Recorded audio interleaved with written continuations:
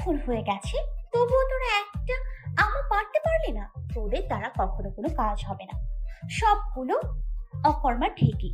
আমার কপালে যত সব ফালতু ফ্রেন্ড জুটলো। আল্লাহ, তুমি আমায় রহম করো। জুথি বলে ওঠে। আই মেঘা, তুই কিন্তু এখন বেশি বলতেছস। আচ্ছা যা মানলাম আমরা পারি না, কিন্তু তুই তো পারস। তাহলে একটা আম পেড়ে দেখা, কি বলিস তানহা? তানহার দিকে তাকিয়ে শয়তানি মার্কা হাসি দিয়ে কথাটি বলল জুথি। আরে জ্যোথি, তুই কাকে কি বলতেছোস? যে ঢিল ঠিক মতো মারতে পারে না তার দ্বারা আম পাড়া ইম্পসিবল। আমরাই পারলাম না, যেখানে সেখানে মেঘা। হাও! মেঘা একটু গম্ভীর গলায় বলল। ওই কুত্তি হারামি শয়তান বিলাই, তোদেরকে বলেছে আমি পারি না? এই মেঘা পারে না এমন কোনো কাজ নেই, বুঝলি? তুই যে এখন চাপা মারবি তা আমাদের জানা আছে। এত ঢং না করে বললেই তো পারিস যে তুইও একটা অকর্মার ঢেকি। জুথির কথায় মেঘার প্রচুর রাগ ওঠে। জুথির দিকে তাকিয়ে মেঘা বলে, শেওড়া গাছের পেতনি শাকচুনি কুত্তি, আমি অকর্মা ঠিকই, আমি চাপা মারি। দেখ এবার আমি কি কি করতে পারি। মেঘা গায়ের ওড়না কোমরে শক্ত করে বেঁধে আম গাছে উঠতে থাকে। মেঘাকে এইভাবে গাছে উঠতে দেখে তানহা আর জুথি দুজনে হা হয়ে মেঘার দিকে তাকিয়ে থাকে। মেঘা জুথি আর তানহার দিকে তাকিয়ে বলে, ওই, তোরা এভাবে হাঁ করে তাকিয়ে আছিস কেন? মুখে পোকা ঢুকে যাবে, দেখিস। আর কি যেন বললি? আমায়? আমি নাকি চাপা মারি? জাস্ট একটু ওয়েট কর, মেরা বেস্ট টু। আমি আমগুলো পেরে তোদের সামনে এসে আমার কথার জবাব দিচ্ছি। ওকে মাই ডিয়ার বেস্ট টু। যে মেয়েটি আম গাছে আম পাড়তেছে সে হচ্ছে অনিমা ইসলাম মেঘা। তার বাবা বেঁচে নেই। বাবার নাম রুহুল আমিন, মা পারভিনা বেগম। বাবা মায়ের একমাত্র মেয়ে হচ্ছে মেঘা। মেঘা একটু দুষ্টু আর বদরাকি টাইপের মেয়ে। জুথি আর তানহা হচ্ছে মেঘার বেস্টু। মেঘার বাড়ির পাশেই ওদের বাসা। ওরা তিন বন্ধু, একজন আরেকজনের প্রাণ। অনেক পরিচয় দেয়া হলো, এখন গল্প করা যাক। মেঘা কতগুলো আম পেড়ে তানহা ও জুথির দিকে ছুঁড়ে মারে। তানহা আর জুথি সেগুলো কুড়াতে থাকে। এদিকে মেহের ভার্সিটির উদ্দেশ্যে হাঁটতেছে। মেঘার ছুঁড়ে মারা আম একটি মেহের মাথায় গিয়ে লাগে। মেহের ব্যথায় চিৎকার করে বলে ওঠে। আহ! মেহের মাথায় হাত দিয়ে এদিক ওদিক তাকাতে থাকে। বাম দিকে তাকাতেই দেখে দুইটা মেয়ে আম গাছের নিচে দাঁড়িয়ে আম কুড়াইতেছে। এদিকে তানহা আর জুথি চিৎকারের আওয়াজ শুনে পিছনে তাকিয়ে দেখে একটা ছেলে।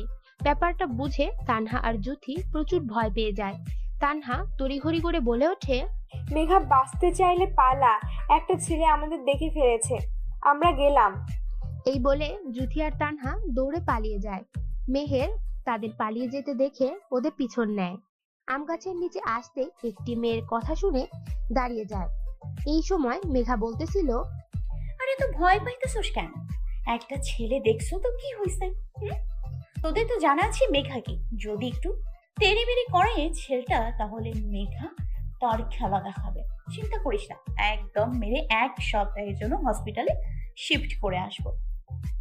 এখন তো বকর বকর না করে আমাকে আম পাড়তে দে।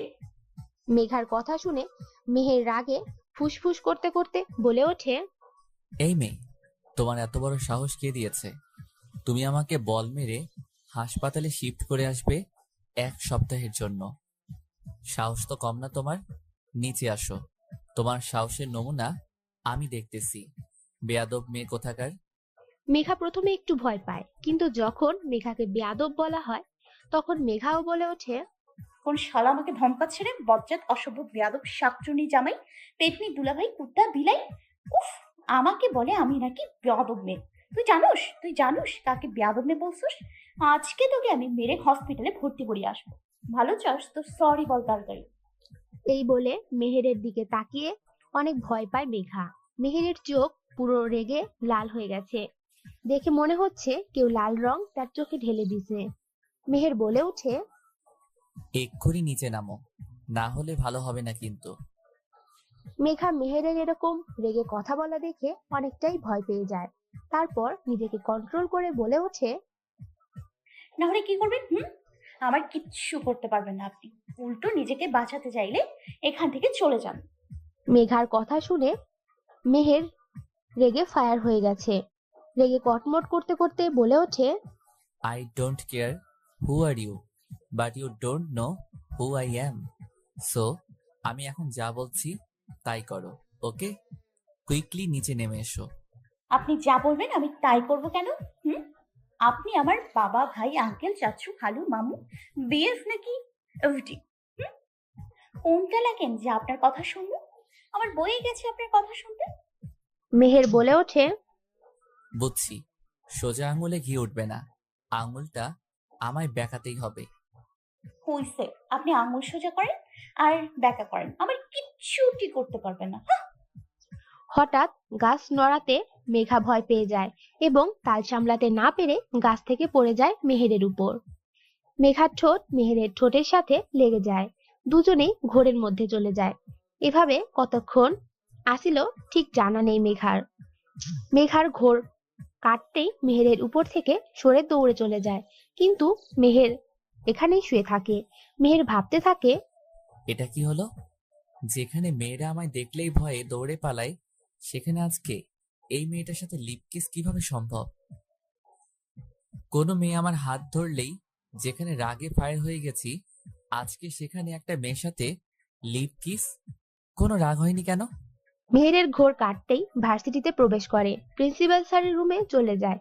ওইদিকে মেঘাকে এভাবে দৌড়ে আসতে দেখে তানহা আর জুথি জিজ্ঞেস করে কি হয়েছে।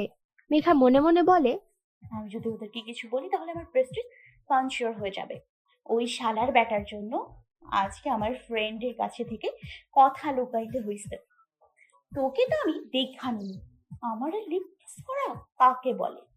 শাকচুনির জামাই কোথাকার বজ্জাত বেয়াদব ইডিয়েট ননসেন্স স্টুপিড। মেঘার ভাবনার ছেদ পড়ে তানহার কথায়। তানহা বলে ওঠে, কিরে মেঘা, কি ভাবতেছোস? আমি তো ভাবছি ছেলেটা তোরে আজকে ইচ্ছা মতো ধুইবে।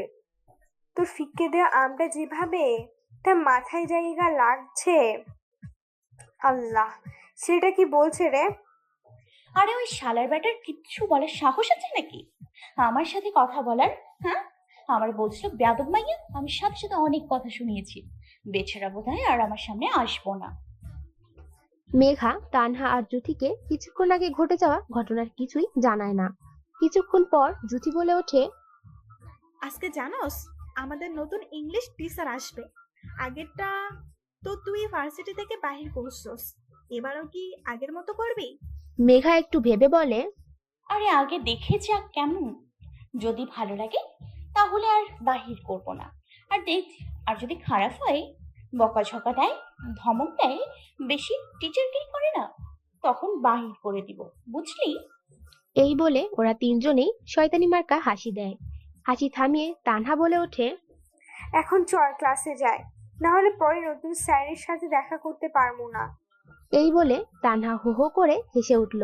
তখন মেঘা বলে ওঠে, হ, চল তাড়াতাড়ি, দেখতে হবে তো কি মার্কাস স্যার আবার আসছে। এই বলে তানহা, জুথি, মেঘা ক্লাসে চলে যায়। অন্যদিকে মেহের প্রিন্সিপাল স্যারের রুমে এসে বলে, আসসালামু আলাইকুম স্যার, কেমন আছেন? ওয়ালাইকুম আসসালাম। আলহামদুলিল্লাহ, আমি ভালো আছি। তুমি কি ইশতিয়াক হোসেন মেহের? স্যার, আমি ইশতিয়াক হোসেন মেহের। এখানে নতুন ইংলিশ টিচার হিসেবে আমি জয়েন করেছি। ও হ্যাঁ, মনে পড়ছে, তুমি মেহের। আমি তোমার সকল কাগজপত্র দেখেছি, তুমি অনেক মেধাবী স্টুডেন্ট। আমি তোমাকে আগেই কিছু কথা বলে রাখি, ভার্সিটির মধ্যে কিছু ফাজিল পোলাপান আছে যারা তোমাকে খুব জ্বালাতন করবে। তুমি তাদের বুঝিয়ে পড়াশোনা করাবে, কেমন? মেহের একটা মুচকি হাসি দিয়ে বলে, স্যার, আপনি চিন্তা করবেন না, আমি তাদের বুঝিয়ে পড়াশোনা করাবো। আপনি আমার উপরে বিশ্বাস রাখুন। আমার তোমার প্রতি অনেক বিশ্বাস আছে, তাই তোমাকে একটা চাকরি দিছি, জানি তুমি আমার কথা রাখবে। আচ্ছা, ক্লাসে চলো, তোমাকে স্টুডেন্টের সাথে পরিচয় করে দিয়ে আসি। হ্যাঁ স্যার, চলুন। এই বললেন মেহের আর প্রিন্সিপাল স্যার ভার্সিটির ফার্স্ট ইয়ার ক্লাসের উদ্দেশ্যে হাঁটা দেয়। ক্লাসের ভিতর প্রিন্সিপাল স্যারকে ঢুকতে দেখেই সকল স্টুডেন্ট দাঁড়িয়ে সালাম জানায়। স্যার সালামের উত্তর নেয়, তারপর সবার উদ্দেশ্যে বলেন যে, উনি মিস্টার ইশতিয়াক হোসেন মেহের, তোমাদের নতুন ইংলিশ টিচার। প্রিন্সিপাল স্যার আরো কিছু কথা বলে ক্লাস থেকে চলে যান। প্রিন্সিপাল স্যার ক্লাস থেকে চলে যেতেই মেহের স্টুডেন্টের উদ্দেশ্যে বলে ওঠে, তোমরা এতক্ষণে বুঝে গেছো যে আমি তোমাদের নতুন ইংলিশ টিচার। আর আমার পরিচয় তো প্রিন্সিপাল স্যারই দিয়েছেন। এখন তোমাদের পরিচয়টা আমি জানবো। আজকে কোনো ক্লাস হবে না, আমরা একে অপরের সাথে পরিচিত হব। কাল থেকে ক্লাস স্টার্ট করব। মেহেরের কথায় সকল স্টুডেন্ট ওকে স্যার বলে। সবাই এক এক করে তাদের পরিচয় দেয়। মেহের হঠাৎ খেয়াল করে লাস্টে বসে থাকা একটা মেয়ের ওপর। তখন মেহের মনে মনে ভাবতে থাকে, এটা ওই মেয়ে না যার সাথে আমার লিপ কিস হয়েছিল? ও, তার মানে আমার স্টুডেন্ট। এবার বুঝাবো তোমারে মিস, কত ধানে কত চাল। এই বলে মেহের মুখটা বাঁকিয়ে একটা ডেভিল মার্কা হাসি দেয়। তারপর মেহের মেঘার সামনে গিয়ে বলে ওঠে, এই যে মিস, কি করছেন? আপনার নাম কি? হঠাৎ কেউ এভাবে জিজ্ঞেস করায় মেঘা পিছনে তাকায়। পিছনে তাকিয়ে দেখে ওই ছেলেটা। মেঘা প্রচুর ভয় পেয়ে যায়। মনে মনে ভাবতে থাকে, এই ছেলেটা এখানে কি করছেন? তার মানে কি উনি আমাদের নতুন ইংলিশ ক্লাস টিচার?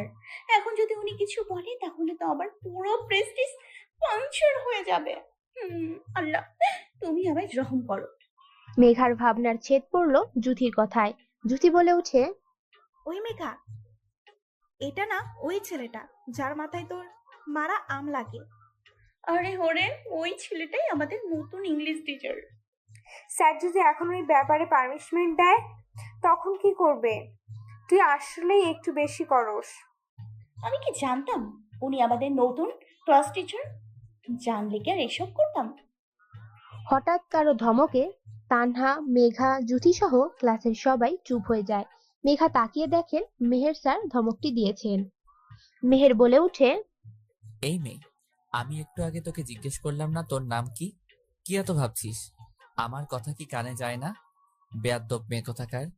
বাবা মা কি শিক্ষা দেয় নাই তোকে যে স্যার কিছু জিজ্ঞেস করলে তার উত্তর দিতে হয়? মেহেরের অপমান সহ্য করতে না পেরে মেঘা মাথা নিচু করে কাঁদতে থাকে।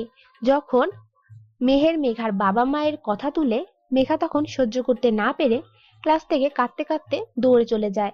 মেঘের চলে যাওয়া দেখে মনে মনে বলতে থাকে, ইস, আমি কি বেশি কথা বলে ফেলেছি নাকি? মেয়েটা একটু বেশি কষ্ট পেয়েছে। আমি ক্লাস শেষ করে সরি বলবো নে। এই বলে মেহের বাকি সবার পরিচয় জেনে ক্লাস থেকে বের হয়ে যায়। এভাবে সকল ক্লাস শেষ করে। মেহের মেঘাকে খুঁজতে থাকে সরি বলার জন্য।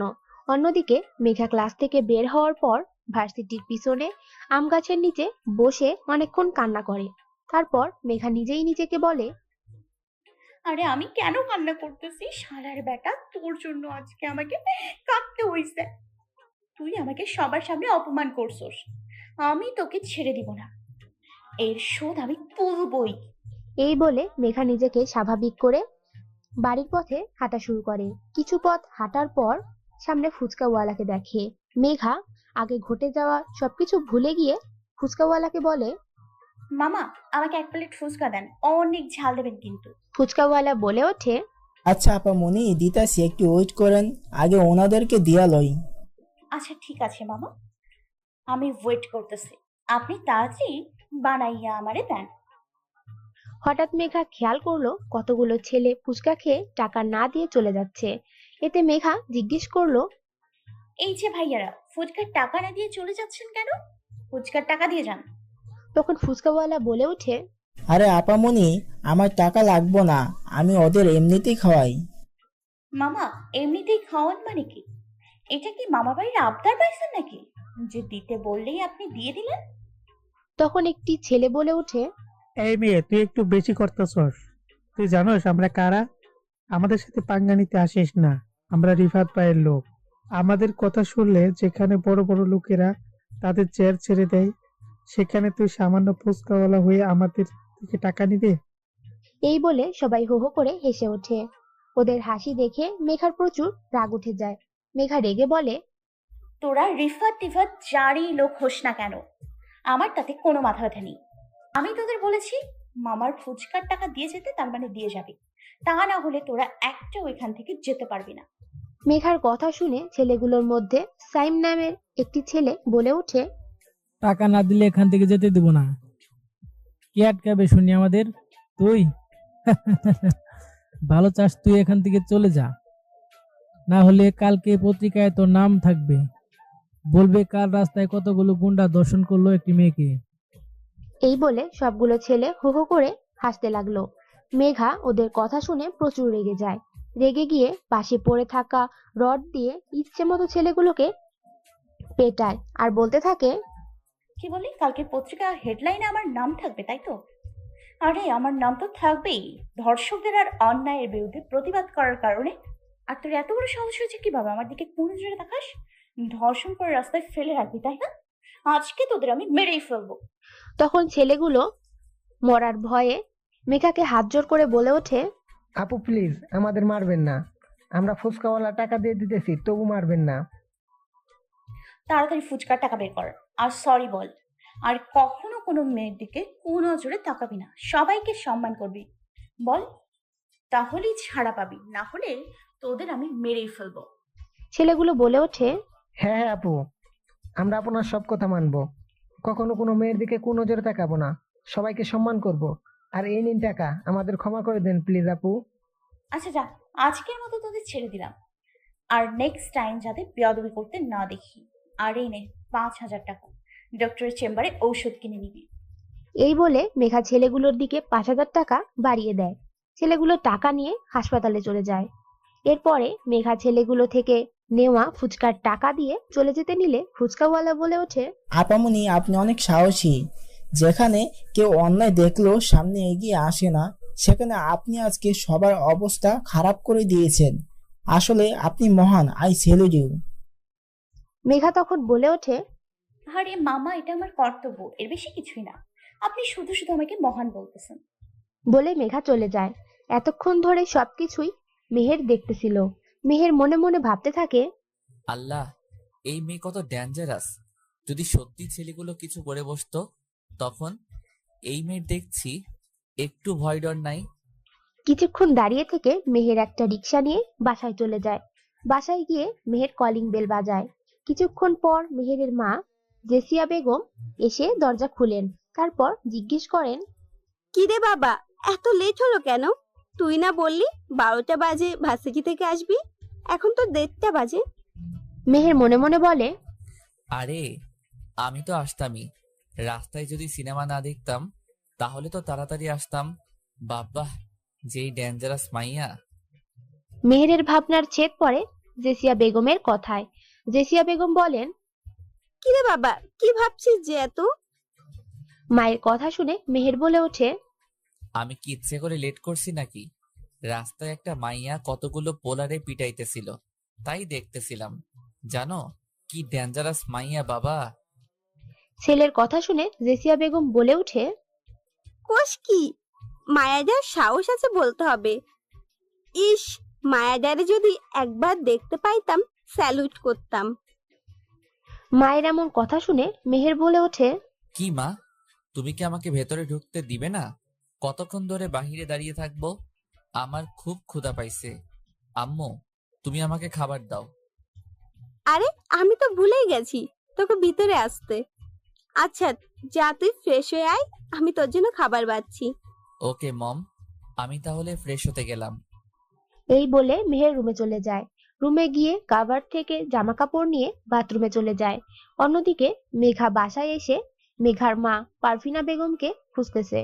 এই রুম থেকে ওই রুমে খুঁজছে, তবুও পায় নাই বলে বিরক্ত হয়ে বলল, এই আম্মুটা আবার গেল কই?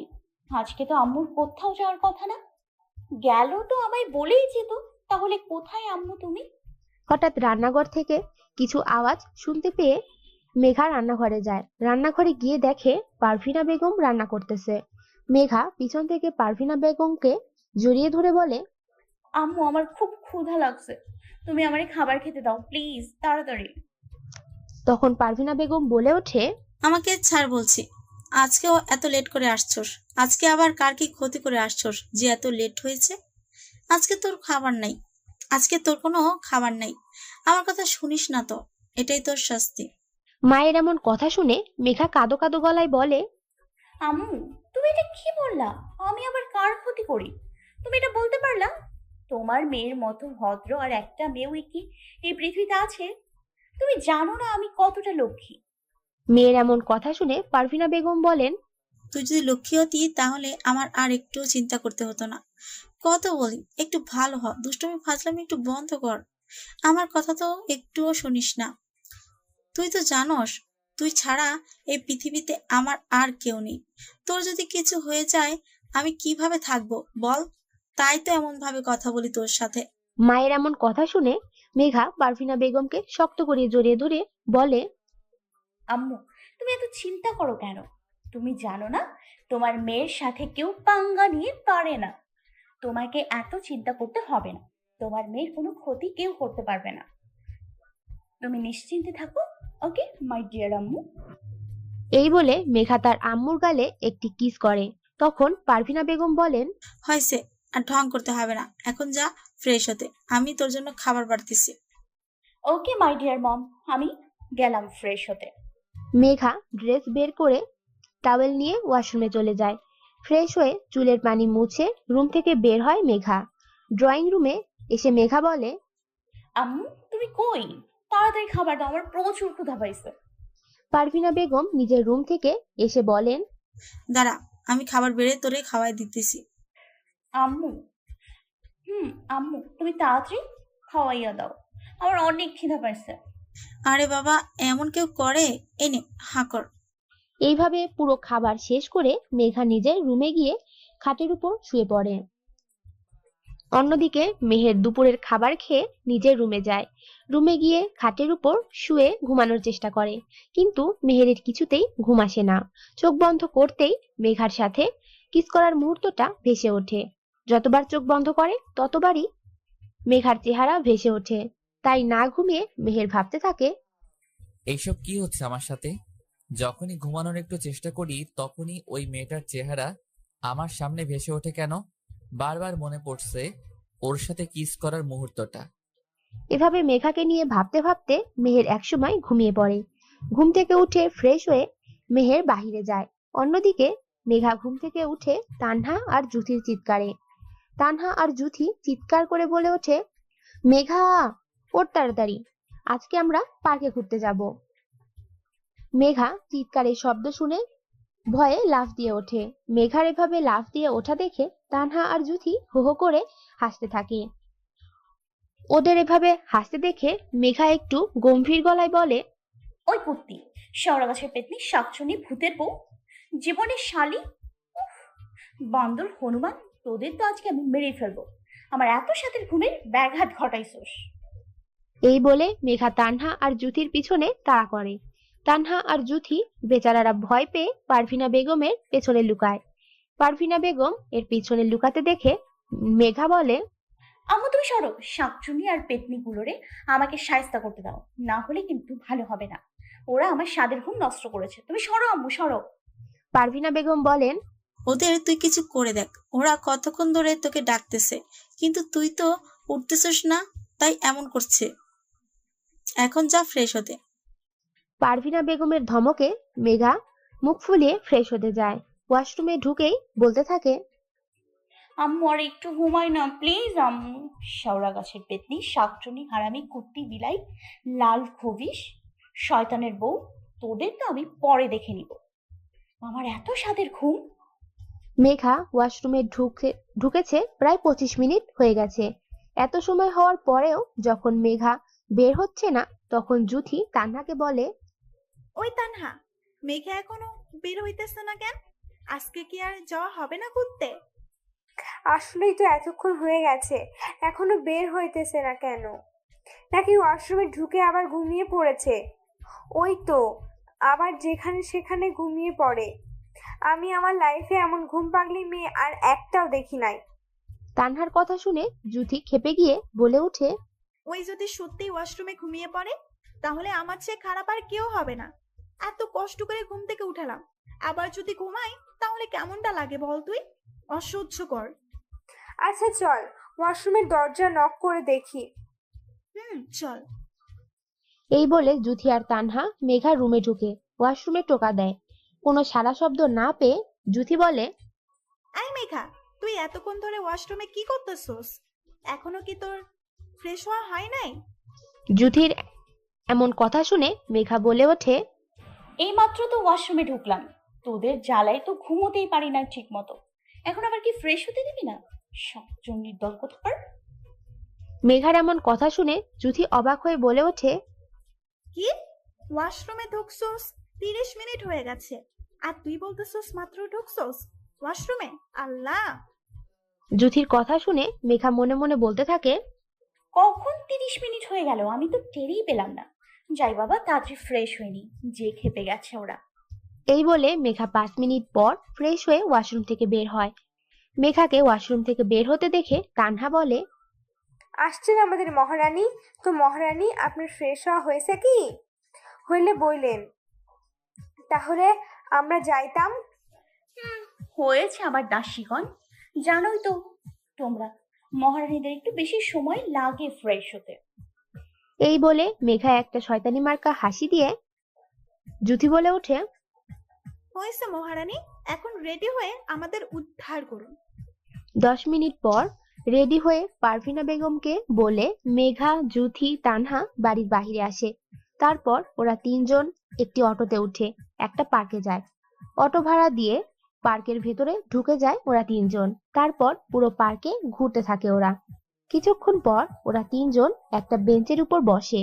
জুথি একটা কাপলদের দেখে বলে, ইস, কবে যে আমি আমার লাইফ পার্টনারের সাথে ঘুরবো, একসাথে বাদাম খাবো, গল্প করব। জুথির কথা শুনে তানহা একটু মুচকি হেসে বলে, আহারে, চিন্তা করিস না, যখন রোহান দেশে আসবে তখন তো ঘুরতে পারবি। রে, কবে যে এই রেহানটা আসবে দেশে, ভালো লাগে না কিছু। আরে কান্না করিস না, আসবে তো। ওদের এইসব কথা শুনে মেঘা বলে, তোদের তো তাও আছে, ঘুমোতে পারিস না তো প্রবলেম নেই, কথা তো বলতে পারোস। আমি। মেঘা আর বলে না, চুপ করে থাকে। মেঘার চুপ করে থাকা দেখে তানহা বলে ওঠে, আচ্ছা মেঘা, তুই এখনো কি সেই ছেলেটার জন্য পড়ে থাকবি? নতুন কারোর সাথে জড়াবি না? তানহার কথা শুনে মেঘা মুচকি হেসে বলে, তোরা তো জানোসই যে আমি সেই ক্লাস 6 থেকে হোসেনকে ভালোবাসি। ও তখন এসএসসি পরীক্ষার্থী ছিল। আমি বারবার বলার চেষ্টা করেছি যে আমি ওকে ভালোবাসি, কিন্তু কিছুতেই বলতে পারি না। আমি হোসেনকে ছাড়া আর কাউকে ভালোবাসতে পারবো না রে। তানহার মেঘার মুখের দিকে তাকিয়ে দেখে মেঘা মন খারাপ করে ফেলছে। তাই কথাটা ঘোরানোর জন্য তানহা বলে ওঠে, আচ্ছা, অনেকক্ষণ ধরে তো বগর বগর করতেছি, চল এখন বাদাম খাই। মেঘা আর জুথি দুজনে বলল, চল বাদাম নিয়ে আসি, তারপর গল্প করা যাবে না। এই বলে ওরা বাদামওয়ালাকে খুঁজতে থাকে। কিছুক্ষণ পর বাদামওয়ালাকে খুঁজে পায় ওরা। তারপর বাদামওয়ালার সামনে যায় ওরা। বাদামওয়ালাকে উদ্দেশ্য করে তানহা বলে, মামা, 30 টাকার বাদাম দেন। তারপর বাদাম নিয়ে বাদামওয়ালাকে টাকা দিয়ে ওরা সামনের দিকে হাঁটতে থাকে। হঠাৎ তানহা বলে ওঠে, ওই মেঘা, ওই ছেলেটা না আমাদের নতুন ইংলিশ টিচার, মানে মেহের স্যার না? তানহা যেদিকে তাকিয়ে আছে সেদিকে মেঘা তাকিয়ে অবাক হয়ে বলে ওঠে, এটাই তো মেহের স্যার। উনি এখানে কি করতেছে রে? নিশ্চয়ই উনি ওনার জিএফ এর সাথে দেখা করতে এসেছেন, একটু মজা নেওয়া যাক। মেঘার এমন কথা শুনে জুথি একটু অবাক হয়ে বলে ওঠে, কিরকম মজা করবি? আরে আগে চল না, তারপরে না হয় দেখবি। এই বলে মেঘা একটা ডেভিল মার্কা হাসি দেয়। তারপর ওরা 3 জন মেহেরের সামনে গিয়ে দাঁড়ায়। মেহেরের সামনে আসতেই মেঘা বলে ওঠে, আরে স্যার, এখানে আপনি যে? ও স্যার, বুঝতে পারছি, আপনি আপনার জিএফ এর জন্য অপেক্ষা করতেছেন। আরে তোমরা যা ভাবতেছো তা না, আসলে ঘরে বসে বোরিং লাগতেছিল, তাই পার্কে আসলাম। আর আমার জিএফ নেই। স্যারের এমন কথা শুনে জুথি বলে, কি স্যার, আপনার মতো এত হ্যান্ডসাম ছেলের আবার জিএফ নাই? এটা বিশ্বাস করা যায় না স্যার। স্যার, আপনি আমাদের বলতে পারেন, আমরা কাউকে বলবো না। আসলে সত্যি আমার জিএফ নাই, পড়াশোনার চাপ আর জব সবকিছুর মধ্যে ব্যস্ত ছিলাম, তাই এসবের মধ্যে আর যাওয়া হয় নাই। ও স্যার, আপনি তাহলে অনেক বিজি থাকেন সব সময়? হ্যাঁ, তাই একটু একটু বিজি থাকি। আরো কিছুক্ষণ কথা বলে যে যার বাসায় চলে যায়। মেঘা বাসায় এসে পারভিনা বেগমের সাথে কিছু কথা বলে ডিনার সেরে নিজের রুমে গিয়ে ঘুমিয়ে পড়ে। পরের দিন পারভিনা বেগম মেঘাকে অনেকক্ষণ ধরে ডেকেই যাচ্ছে, কিন্তু মেঘার ওঠার নাম নাই। তখন পারভিনা বেগমের মাথায় দুষ্ট বুদ্ধি আসে। তিনি বলেন, বুঝছি, এইভাবে কোনো কাজ হবে না। তোর গায়ে এক বালতি পানি ঢাললেই তুই উঠবি। যেই ভাবা সেই কাজ। পারভিনা বেগম এক বালতি পানি মেঘার গায়ে ঢেলে দেন। আচমকা পানি গায়ে পড়ায় মেঘা লাফ দিয়ে উঠে পড়ে। মেঘা সামনের দিকে তাকিয়ে দেখে পারভিনা বেগম বালতি হাতে দাঁড়িয়ে আছেন। তখন মেঘা বলে, আম্মু তুমি এটা কি করলা? সাত সকালে তুমি আমাকে গোসল করাইয়া দিলা। এটা কিন্তু ঠিক হয় নাই আম্মু, তুমি আমায় ডাক দিলেই তো পারতা। কি? সাত সকালবেলা? এখন ঘড়ির দিকে তাকিয়ে দেখ, 8:50 বাজে। তোকে আমি সেই কখন থেকে ডাকতেছি, তুই উঠছস না, তাই এটাই করছি। মেঘা ঘড়ির দিকে তাকিয়ে দেখে সত্যি 8:50 বাজে। মেঘা তাড়াতাড়ি ফ্রেশ হয়ে নাস্তা না খেয়েই ভার্সিটিতে চলে যায়।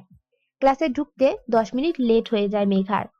মেঘা ক্লাসের সামনে এসে বলে, স্যার আসতে পারি? মেহের দরজার সামনে তাকিয়ে দেখে মেঘা হাঁপাতে হাঁপাতে কথাটি বলে। মেহের দরজার সামনে গিয়ে বলে, ক্লাস কখন শুরু হয় মিস মেঘা? সরি স্যার, আসলে ঘুম থেকে উঠতে লেট হয়ে গেছে, তাই 10 মিনিট লেট হয়েছে। স্টপ। আমি তোমার কাছে কোনো এক্সকিউজ শুনতে চাই নাই। কান ধরে 10 বার উঠবস করো, তারপর ক্লাসে ঢুকতে পারবে। প্লিজ স্যার, আর লেট হবে না প্লিজ।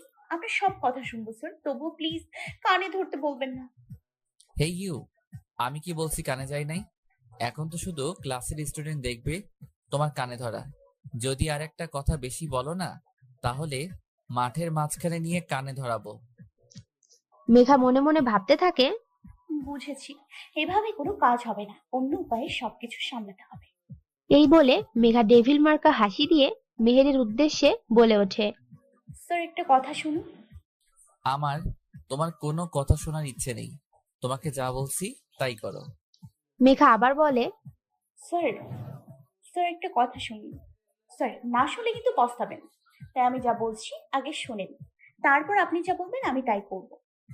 মেঘা মেহেরের উত্তরের আশায় না থেকে মেহেরের কানের কাছে গিয়ে ফিসফিস করে বলে, স্যার ওই দিনের কথা মনে আছে আমার সাথে লিপ কিস করেছিলেন?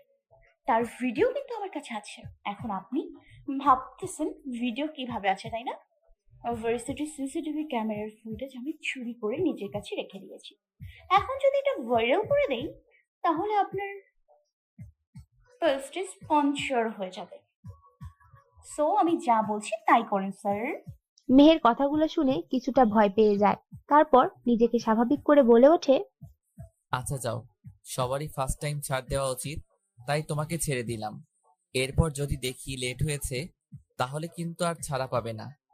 মেঘা খুশি হয়ে মনে মনে বলতে থাকে, কত বড় বলো, ভার্সিটির পেছনে তো কোনো সিসিটিভি নেই, ফুটেজ আসবে কোথা থেকে? বেচারা আমার কথা বিশ্বাস করে আমাকে ছেড়ে দিল। এইবার থেকে একটাই সুযোগ, ব্ল্যাকমেল করে নিজেকে বাঁচানোর। মেঘা মেহেরের দিকে তাকিয়ে একটা ডেভিল মার্কা হাসি দিয়ে ক্লাসের একদম শেষ বেঞ্চটিতে গিয়ে বসে পড়ে।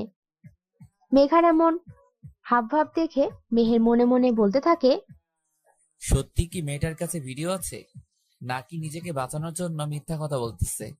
আমার কেন জানি বিশ্বাস হচ্ছে না। আচ্ছা, একবার ভার্সিটির পিছনে গিয়ে দেখলেই সব সন্দেহ কেটে যাবে। এই বলে মেহের ক্লাস শুরু করে।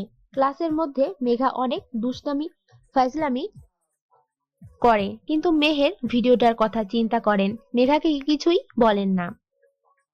সব ক্লাস শেষ, মেহের ভার্সিটির পেছনে যাওয়ার উদ্দেশ্যে হাঁটা দেয়। হঠাৎ কিছু ছিনতাইকারী মেহেরকে বলে, আজকে দেখছি মেঘনা চাইতেই জল। যেহেতু এসেই পড়েছিস বাঁচাধন, তাহলে তোর কাছে যা যা আছে আমাদেরকে দিয়ে দে। ভাইয়া, আমার কাছে তেমন কিছুই নেই। আর অযথা ঝামেলা বাড়ান না তো, এখান থেকে চলে যান, এটাই ভালো হবে আপনাদের জন্য। এই বলে মেহের এক পা সামনে এগুতেই ছিনতাইকারীদের মধ্য থেকে একটা ছেলে বলে ওঠে, বুঝছি, শালার পুত্রে ভালোভাবে বললে বুঝবে না, ওরে আমাকে স্টাইলে বুঝাইতে হইব। ছিনতাইকারীদের কথা শুনে মেহেরের প্রচন্ড রাগ উঠে যায়। ছিনতাইকারীদের সামনে এসে রাগী কণ্ঠে বলে ওঠে, কি বললি, আবার বল। মেহেরের কথায় ছিনতাইকারীরা তাচ্ছিল্যের হাসি দিয়ে বলে ওঠে, না বললে কি করবি? ছিনতাইকারীদের কথায় মেহেরের রাগ আরো তীব্র হয়ে ওঠে। ওরে আমার ভদ্র খোকা, কি বলেছে শুনতে চাস? আমরা বলছি তোরে শালার পুত, কি করবি এবার বল। মেহের ওদের আর কোনো কথা বলতে না দিয়ে ওরা ধরা পেটাতে থাকে। এক একজন মায়ের খেয়ে মাটিতে গড়াগড়ি খাচ্ছে। দূর থেকে এই সবকিছুই মেঘা দেখছে। কিছুক্ষণ আগে মেঘা অতীত। ইস, আজকে তো আম খাওয়ার কথা ভুলেই গিয়েছি। ঘুম থেকে লেট করে ওঠায় আজকে আর আমি খাওয়াই হলো। এই বলে মেঘা ভার্সিটির পিছনে আসতে থাকে। হঠাৎ চিল্লাচিল্লির শব্দে মেঘার সামনে তাকিয়ে ভয় পেয়ে যায়। একটা শুকনো ঢোক গিলে গাছের আড়ালে চলে যায়। গাছের আড়াল থেকে সবকিছুই দেখে মেঘা। মনে মনে বলতে থাকে, আল্লাহ, এই পোলার এত তেজ! আমি বাবার কখনো এর পেছনে লাগতে যাবো না। এই কানে ধরলাম। ওইদিকে ছিনতাইকারীদের অবস্থা খারাপ দেখে মেহের নিজেই বলে উঠল, এখান থেকে তাড়াতাড়ি ভাগ। আমার সামনে থাকলে আমি নিজের রাগ কন্ট্রোল করতে পারবো না। তাড়াতাড়ি চলে যা। তোরা জানোস না আজ আমাকে গালি দিয়ে কত বড় ভুল করছস। মেহেরের কথায় ছিনতাইকারীগুলো ভয় পেয়ে সরি সরি বলে দৌড়ে পালিয়ে যায়। ওইদিকে মেঘা এখনো দাঁড়িয়ে আছে। মেঘা মনে মনে বলতে থাকে, হায় আল্লাহ, সামান্য গালি দেওয়ার কারণে পোলাগুলোর অবস্থা এমন করছে। আল্লাহ, কই আমার সঙ্গে তো তেমন কিছুই করে নাই। আমিও তো ব্যাটারে কম গালি দেই নাই। মেহের ওখান থেকে চলে যেতেই মেঘা সেখানে গিয়ে দেখে একটা ফোন মাটিতে পড়ে থাকতে। মেঘা ফোনটা হাতে নিয়ে বলে ওঠে, এটা আবার কার ফোন? বোধহয় ছিনতাইকারীগুলোর মধ্যে কোনো একটার হবে। মেঘা ফোনের স্ক্রিনে তাকিয়ে দেখেন মেহের স্যারের পিক। ওহ, তাহলে এটা স্যারের ফোন। কাল স্যারের সাথে দেখা হলে ফোনটা ফেরত দিব নে। মেঘা কি যেন ভেবে নিজে নিজেই বলে ওঠে। আচ্ছা স্যার, ফোনটা একটু ঘাটলে কেমন হয়? এই বলে মেঘা ফোনের স্ক্রিনে তাকিয়ে বলে, আরে বাহ, এই তো দেখছি মেঘ না চাইতে জল। একদিক দিয়ে ভালোই হলো ফোনের লক না থাকায়। মেঘা ফোনের সব অ্যাপসে ঢুকে ঘাটাঘাটি করে। লাস্টে কি যেন মনে করে গ্যালারিতে ঢুকে। মেঘা মেহেরের প্রত্যেকটা ছবি দেখে বারবার ক্রাশ খাচ্ছে। আল্লাহ, কি কিউটের ডিব্বারে ভাই! ইচ্ছে করে চকলেটের মতো চিবিয়ে খেয়ে ফেলি। হঠাৎ একটা পিকের উপর চোখ যেতেই মেঘা অবাক, এর চরম পর্যায়ে পৌঁছে যায়। অনেকক্ষণ পিকটার দিকে তাকিয়ে থাকে মেঘা। কখন যে চোখ দিয়ে পানি এসে পড়ে মেঘা তা বুঝতে পারে না। মেঘা চোখের পানি মুছে মৃদু হেসে বলে, হোসেন, আমার হোসেন, আজ আমি তোমাকে খুঁজে পেয়েছি। মেঘা খুশি মনে বাড়ি ফিরে যায়। বাড়ির দরজা খুলতেই মেঘা পারভিনা বেগমকে জড়িয়ে ধরে অনেক চুমু দেয়। আচমকা মেয়ের এমন ব্যবহারে পারভিনা বেগম অবাক হয়ে জিজ্ঞেস করেন, কি ব্যাপার, আজকে আমার মেয়েকে এত খুশি দেখাচ্ছে কেন? মায়ের এমন চিন্তা করতে দেখে মেঘা ফিক করে হেসে দেয়। হাসতে হাসতে মেঘা বলে, আম্মু, আজকে আমি অনেক খুশি, অনেক খুশি। ইচ্ছে তো করছে আমার এখন লুঙ্গি ডান্স দিতে। মেয়ের এমন কথা শুনে পারভিনা বেগম অনেক অবাক হয়। মেঘাকে জিজ্ঞেস করেন, তোরা তো খুশি হওয়ার কারণ কি, আমি কি জানতে পারি? মা জানো, আজকে আমি আমার ভালোবাসার মানুষকে খুঁজে পেয়েছি। তুমি জানো, আমি আজকে হোসেনকে খুঁজে পেয়েছি। পারভিনা বেগম ভ্রু নাচিয়ে বলে ওঠেন, হোসেনকে ভালোবাসার মানুষ মানে? মায়ের কথা শুনে মেঘার ঘোর কাটে। মেঘা জিভে কামড় দিয়ে বলে, না আসলে মা, মানে না কিছু না আম্মু, মুখ ফুসকে ভুলে বলে ফেলেছি। মুখ ফসকে বলেছে তাই না? বুঝি বুঝি, সব বুঝি। মায়ের এমন কথা শুনে মেঘা কিছুটা ভয় পেয়ে যায়। কাঁদো কাঁদো ফেস নিয়ে পারভিনা বেগমের দিকে তাকায়। মেয়ের এমন অবস্থা দেখে পারভিনা বেগম হো হো করে হেসে ওঠেন। মা কিভাবে হাসতে দেখে মেঘা অবাক হয়ে পারভিনা বেগমকে জিজ্ঞেস করে, আম্মু তুমি হাসতেছো কেন? কি ভেবেছিলেন আমি বকবো তোকে? আরে পাগল, আমি উল্টো খুশি হয়েছি যে তুই তোর ভালোবাসার কথা আমাকে বলছস। মায়ের এমন কথা শুনেন মেঘা পারভিনা বেগমকে জড়িয়ে ধরে বলে, আমার লক্ষ্মী আম্মু। এভাবে আরো দুষ্টু মিষ্টি কথা বলতে থাকে। রাতে ডিনার সেরে মাত্রই মেঘা তার রুমে বিছানায় ঢপ করে শুয়ে পড়ে আর ভাবতে থাকে, ইস, ওনার সাথে বেশি খারাপ ব্যবহার করে ফেলেছি। নিশ্চয় আমাকে ক্ষমা করবে না। আমি এখন থেকে আর ওনাকে জ্বালাবো না। সামনে বসন্তের উৎসবে ওনাকে আমার মনের কথা বলবো। এসব কথা ভাবতে ভাবতে মেঘা ঘুমিয়ে পড়ে। আজ মেঘা সকালে তাড়াতাড়ি ঘুম থেকে ওঠে, ফ্রেশ হয়ে নাস্তা খেয়ে বাড়ি থেকে বের হয়। বটতলার নিচে দাঁড়িয়ে জুথি আর তানহার জন্য অপেক্ষা করতে থাকে। কিছুক্ষণ পর জুথি আর তানহা কে আসতে দেখে। মেঘা ওদের সামনে যায়। মেঘা সামনে যেতেই জুথি বলে, ওই তানহা, আজকে সূর্য কোন দিকে উঠেছে রে? আজকে সূর্য বোধহয় পশ্চিম দিকে উঠছে। এই বলে তানহা আর জুথি দুজনেই হো হো করে হাসতে থাকে। ওদের হাসতে দেখে মেঘা চরম বিরক্ত হয়ে বলে, শুরু হয়ে গেছে তোদের ড্রামা। আল্লাহ জানে তোরা আমার ফ্রেন্ড কিভাবে হলি। আচ্ছা বাদ দে, যার জন্য তোদের এত তাড়াতাড়ি ডেকেছি। বল, কি এমন কথা যার জন্য এত সকালে দেখেছেন আপনি? তারপর মেঘা কালকের সব ঘটনা ওদের বলে। তখন জুথি বলে, এইবার তো ভাইয়াকে টক্ক, স্যারকে বল তোর মনের কথা, না হলে আবারও হারাবি ভাই। আমি আর হোসেনকে হারাতে দিব না, ওকে আমার নিজের করে নিব। আমি ভাবছি বসন্ত উৎসবের দিন হোসেনকে আমার মনের কথা বলবো। বেশি দেরি হয়ে যাবে না। আরে আমি তো আগেই বলতাম, কিন্তু স্যার তো আমাকে মোটেও পছন্দ করেন না। এই কয়েকদিনে স্যারের মন জয় করব, তারপরে বসন্তের দিন বলবো আমার মনের কথা, বুঝলি? বুঝলাম। আচ্ছা চলো এখন ভার্সিটির দিকে যাই। তারপর ওরা তিনজন ভার্সিটিতে চলে যায়। ক্লাসের লাস্ট বেঞ্চে বসে জমিয়ে আড্ডা দিচ্ছে ওরা তিনজন। আড্ডার মাঝখানে তানহা বলে, ওই মেঘা, তুই কি স্যারের ফোন ফেরত দিছোস? তানহার কথা শুনে মেঘা বলে ওঠে, আরে যা, আমি তো খেয়ালই করিনি যে আমার কাছে স্যারের ফোন। তার মানে তুই স্যারের ফোন ফেরত দিস নাই? আল্লাহ, নিশ্চয়ই স্যার ফোন খুঁজতে খুঁজতে হয়রান হয়ে গেছে। আরে আমি কি করব বল, আমি তো ওনার ছোটবেলার পিক দেখে সব ভুলে খেয়ে ফেলেছি। হ্যাঁ, তুই ভুলবি না তো কে ভুলবো? তোর তো শুধু একটা কথাই মনে থাকে, কখন খাবি। এই যুথি, এখন কিন্তু তুই বেশি বলতেছস। আমি কি আর ইচ্ছে করে বলছি বল? ওদের এমন ঝগড়া দেখে তানহা বিরক্ত হয়ে বলল, ওই থাম তোরা, তোদের কোন তর্ক প্রতিযোগিতায় নেওয়া হলে নিশ্চিত প্রথমতি। তানহার কথা শুনে মেঘা আর জুথি রেগে চোখ গরম করে তানহার দিকে তাকায়। মেঘা আর জুথি কিছু বলার আগেই তানহা আবার বলে, এখন কি ঝগড়া করবি? এটুকু মনে রাখ, স্যারের ফোন আমাদের কাছে, যদি স্যার রেগে যান। তানহার কথা শুনে মেঘা আর জুথি কিছুটা ভয় পেয়ে যায়। প্রায় 5 মিনিট পর নীরবতা ভেঙে মেঘা বলে, আচ্ছা, আমার মাথায় অনেক সুন্দর আইডিয়া আসছে। কি আইডিয়া? দেখ, আমি যদি স্যারকে ফোন দিই তাহলে স্যার অনেক কিছু জিজ্ঞেস করবে আর অনেক অপমানও করবে। তোরা তো জানোস, আমাকে কেউ অপমান করলে আমি তা একদম সহ্য করতে পারি না।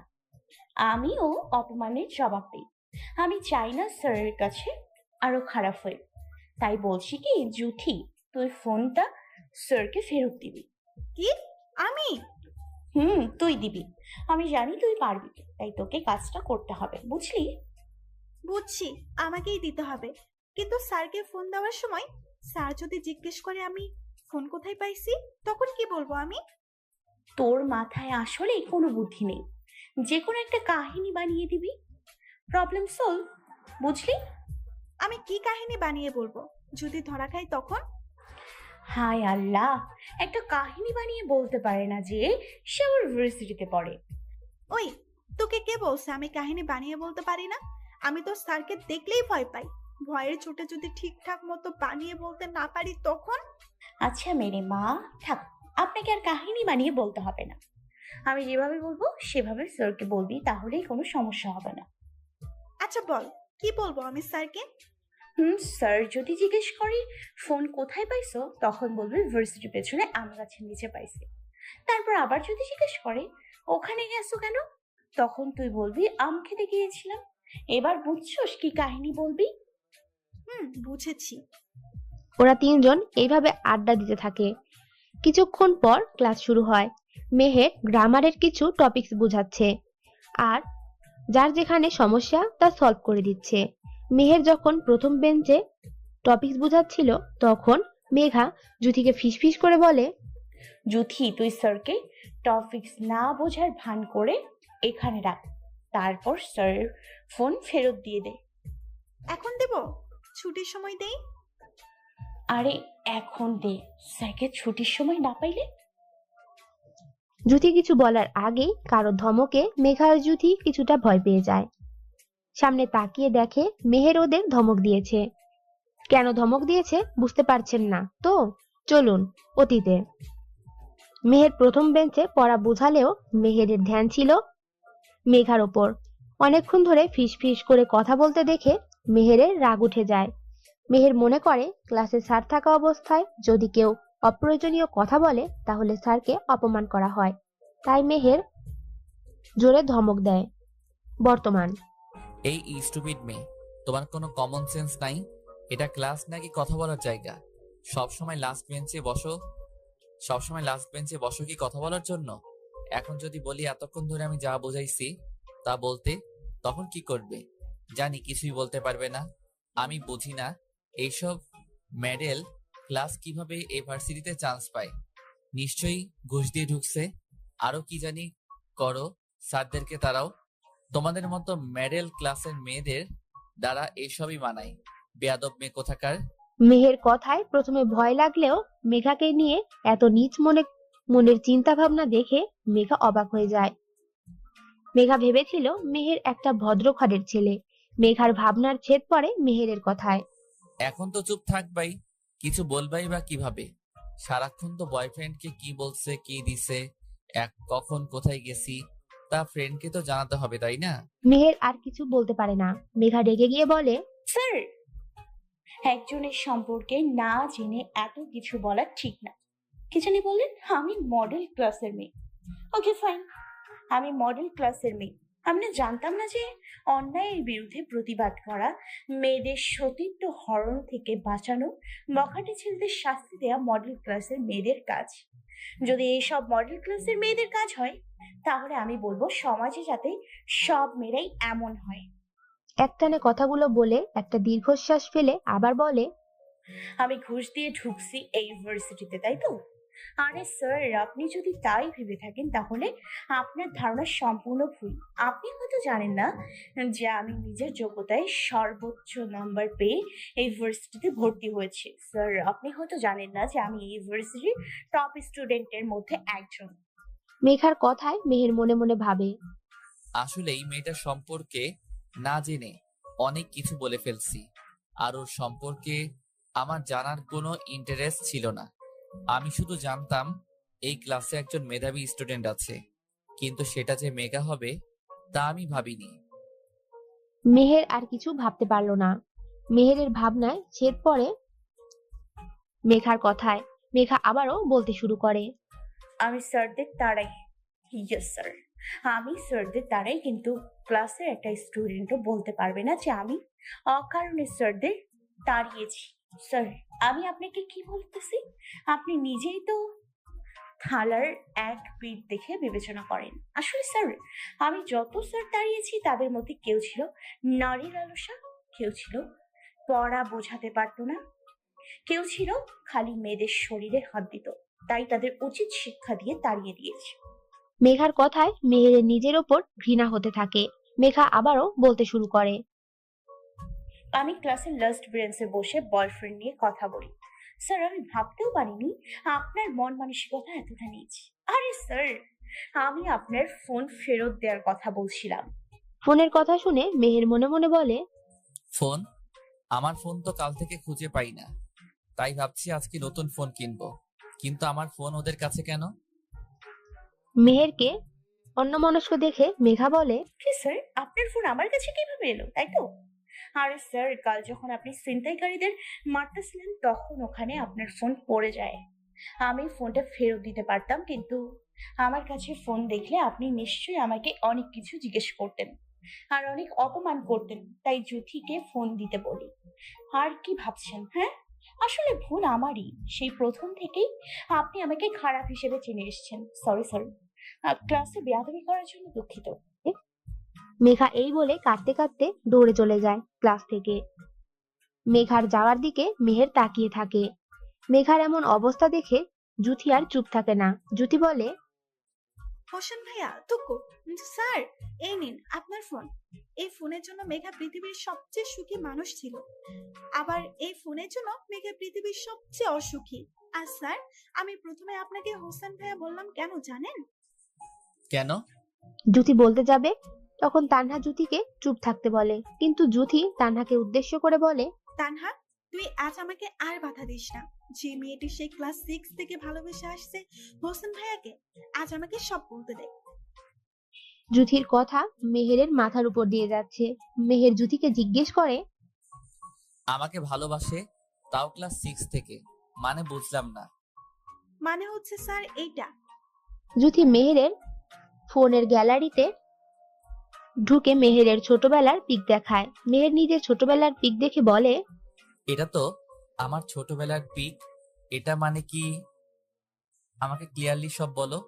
এই পিক মানে হচ্ছে স্যার, আপনি যখন এসএসসি ক্যান্ডিডেট ছিলেন সেই তখন থেকে মেঘা আপনাকে ভালোবাসে। মেঘা তখন ক্লাস 6 এ পড়ে। অতীত, আমি মেঘা আর তানহা ছিলাম সেই ছোট্টবেলার ফ্রেন্ড। আমরা তখন 6 এ পড়ি, কিন্তু আমাদের চিন্তা ভাবনা ছিল 10ম শ্রেণীর ছাত্রীদের মতো। ক্লাসের সবচেয়ে ফাজিল পোলাপান ছিলাম আমরা। পড়াশোনায় তেমন ভালো ছিলাম না, এই কোনো মতে পাশ করতে পারলেই চলে। একদিন আমরা 3 জন স্কুল শেষে হাঁটতেছি আর গল্প করতেছি। গল্পটা এমন যে, আচ্ছা তানহা প্রেম করে কি মজা পাওয়া যায় রে? প্রেম করলে নিজের টাকা ভাঙতে হয় না, বয়ফ্রেন্ডের টাকায় বিন্দাস চড়া যায়। আচ্ছা বেচারাকে টাকা দিয়ে আমরা চললে ওরা চলবো কেমনে? রাস্তায় থালা হাতে নিয়ে নাকি? হরে, আমাদের বয়ফ্রেন্ড যে হবে তাকে তো 2 দিনে রাস্তায় থালা নিয়ে বসতে হবে। আহারে বেচারা, আমার তো এখন জানুটা লাইগা দরদ লাগতেছে। কেন রে, বয়ফ্রেন্ডের জন্য কষ্ট লাগে নাকি? আরে কষ্ট তো আমারও লাগতেছে, যখন আমাদের কাছে থালা নিয়ে টাকা চাইবো তখন। এই বলে আমরা 3 জন হো হো করে হেসে উঠলাম। হঠাৎ মেঘা একটা ছেলে দেখে এক মনে তাকিয়ে থাকে। অনেকক্ষণ ধরে কথা বলছি, কিভাবে মেঘা কিছু বলছে না দেখে মেঘার দিকে তাকিয়ে দেখি ও আপনাকে দেখছে। আমি একটু গলা খাকারি দিয়ে বললাম, তো মিস, এক মনে কি দেখছেন যে আমরা এত কিছু জিজ্ঞেস করছি তার থেকে আপনার কোনো হেলদোল নেই? আমার কথায় মেঘার তবুও কোনো ভাবান্তর দেখলাম না। মেঘা ঘোর লাগানো কণ্ঠে বলে, এক অপরূপ সুন্দর রাজকুমারকে দেখছি। আমি আর তানহা মেঘার এমন কথা শুনে ভেতরে ভেতরে হাসতে হাসতে শেষ। তবুও নিজেকে কন্ট্রোল করে আবার বলি, তো সে যে রাজকুমার কিভাবে বুঝলে? ঠিক ওর মতো আমার রাজকুমারের ঠোঁটের ডান পাশে একটা তিল আছে। ও যেরকম ফর্সা ঠিক তেমনই আমার রাজকুমারও। ওর হাঁটা চলা, কথার ধরন, কণ্ঠ লম্বা, চুলের স্টাইল সবকিছুই আমার রাজকুমারের মতো। মেঘার এমন ক্রাশ খাওয়া দেখে আমি আর তানহা আর হাসি আটকাতে পারলাম না। আমরা 2 জন হো হো করে হি হি কইরা হাসতে থাকি। আমাদের এমন ভাবে হাসতে দেখে মেঘার হুঁশ ফিরে। মেঘা ফ্রুকুসকিয়ে আমাদের দিকে তাকিয়ে বলে, কি রে, তোরা এমন করে হাসতেছিস কেন? তোদের আবার জিনে ধরলো নাকি? মেঘার কথাই আমরা 2 জন আবার হাসতে থাকি। অনেকবার হাসি থামানোর চেষ্টা করি, কিন্তু কিছুতেই থামাতে পারছিলাম না। তবুও অনেক কষ্টে হাসি থামিয়ে আমি বলি, আমাদের আবার কি হবে? আগে বল, তোর কি হয়েছে? কি তোকে আবার জিনভূত ভর করেছে নাকি? আমার কথায় মেঘা কিছুটা বিরক্ত হয়ে বলে, আমাকে কোনো জিনভূত ভর করতে পারবে না। মাই ডিয়ার ওরপি হাজবেন্ড ওদের ফালুদা করে ছাড়বে। আমরা এবার উচ্চস্বরে হাসতে লাগলাম। অনেক কষ্টে হাসি চেপে রেখে বললাম, তো শুনি, কি আমাদের উডপি দুলাফাই ওই ছেলেটা নাকি রে? শৈতানি মার্কা হাসি দিয়ে কথাটা জিজ্ঞেস করলাম। আমার কথাই মেঘা একটু থতমত খেয়ে বলে, আরে তোরা যা ভাবতেছিস তা না। তো কি শুনি? আরে বুঝোস না, চুরি করতে গিয়ে ধরা পড়ছে। এই লাইগা এত তুতলাইতাছে। আমার কথায় মেঘা একটু খেপে গিয়ে বলে, ওই জুথির বাচ্চা জুতি, তোর এত সাহস কেমনে হয় আমাকে চোর বলার? আমি কোন দিন তোর কি চুরি করছি, হ্যাঁ, যে আমায় চোর বলতেছিস? হিসেব করলে তো তোকে চোর বলা যায়। তুই এই পর্যন্ত আমার ব্যাগ থেকে 238 টাকা চুরি করছিস। আইসে নিজের দোষ আমার উপর চাপাতে। চুন্নি কোথাকার। এই বলে মেঘা হো হো করে হাসতে থাকে। আমি রেগে বললাম, আমি চুরি করছি নাকি? তোকে তো পরে বল তোকে তো পরে বলে দিচ্ছি। আচ্ছা মানছি আমি না হয় প্রথমে না বলে টাকা নিচ্ছি, পরে তো তোকে জানাইছি। আচ্ছা ওইসব বাদ দে, আর বল ক্রাশ খেলি নাকি ছেলেটার উপর?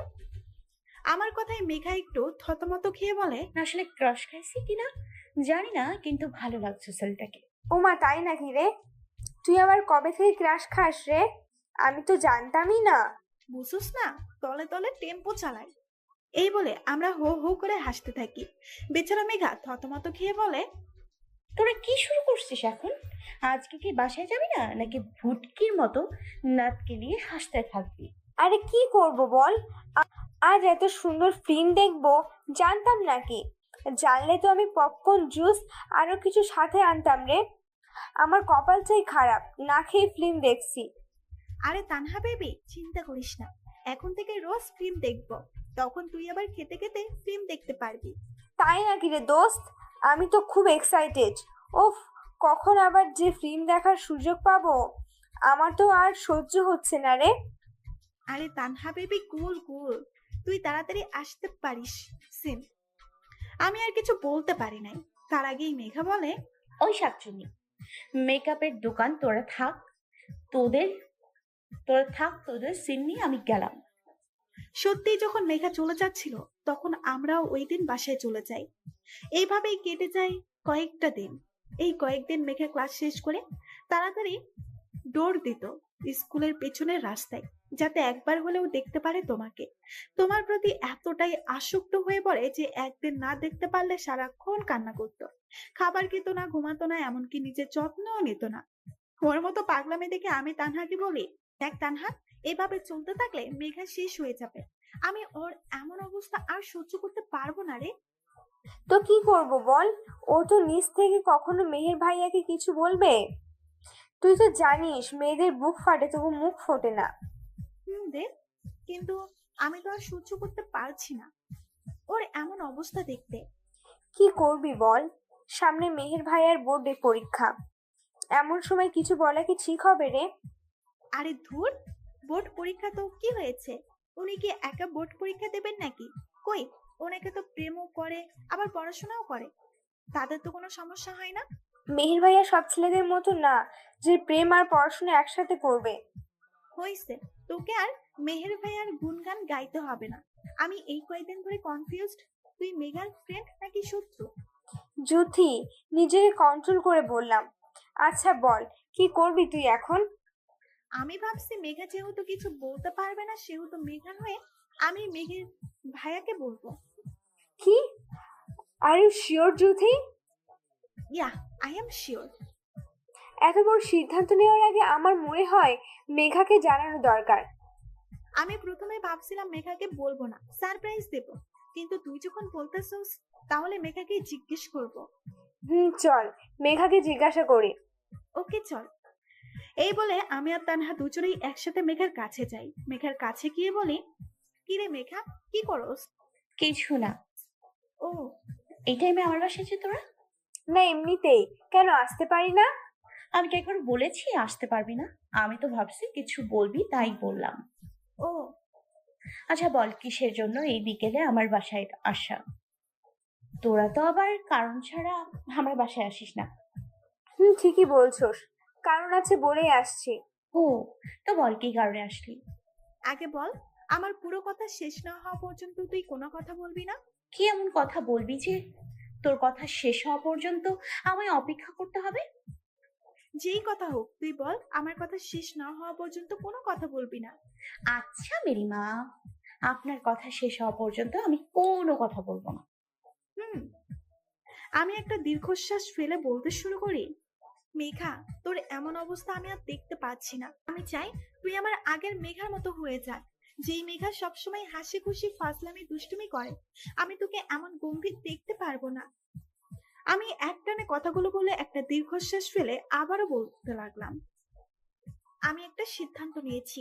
আমি জানি তুই নিজ থেকে কখনো মেহের ভাইয়াকে কিচ্ছু বলবি না, তাই আমি আজ মেহের ভাইয়াকে তোর পছন্দের কথা জানাবো। এখন তুই বল, আমার সিদ্ধান্ত ঠিক কিনা? বর্তমান। জুথি একটু থেমে মেহেরের উদ্দেশ্যে বলে, আমার কথা শুনে মেঘা খুশি না হয়ে বরং গম্ভীর গলায় কি বলেছিল জানেন? মেহের ভাইয়া, কি বলছে আমাকে বলো।